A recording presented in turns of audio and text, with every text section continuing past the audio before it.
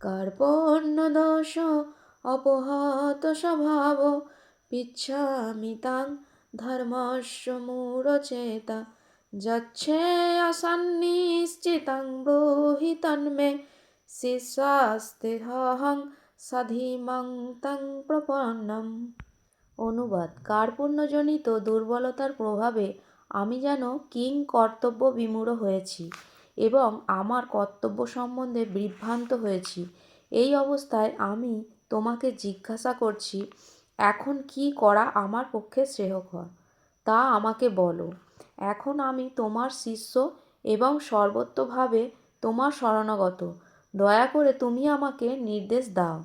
তাৎপর্য: প্রকৃতির প্রভাবে জড়জাগতিক কর্মচক্রের দ্বারা মোহাচ্ছন্ন হয়ে সকলেই হতবুদ্ধি হয়ে পড়ে। জীবনের প্রতিটি পদক্ষেপে আমরা এই কিং কর্তব্য বিমূঢ়তা অনুভব করি। তাই আমাদের সত্যদ্রষ্টা সদ্গুরুর শরণ নিতে হয় এবং তিনি আমাদের জীবনের প্রকৃত উদ্দেশ্য সাধন করবার পথে পরিচালিত করেন। আমাদের আকাঙ্ক্ষিত জীবনের প্রতিটি পদক্ষেপে আমরা এই কিং কর্তব্য বিমূঢ়তা অনুভব করি। তাই আমাদের সত্যদ্রষ্টা সদ্গুরুর শরণ নিতে হয় এবং তিনি আমাদের জীবনের প্রকৃত উদ্দেশ্য সাধন করবার পথে পরিচালিত করেন।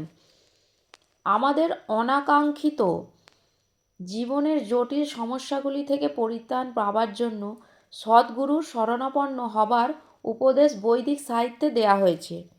তদ্বিদ্ধি প্রণিপাতেন পরিপ্রশ্নেন সেবয়া উপদেক্ষন্তি তে জ্ঞানং জ্ঞানিনস্তত্ত্বদর্শিনঃ।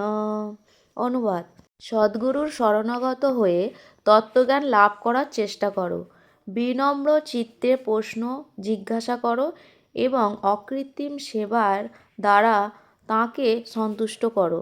তাহলে সেই তত্ত্বদ্রষ্টা পুরুষ তোমাকে জ্ঞান উপদেশ দান করবেন।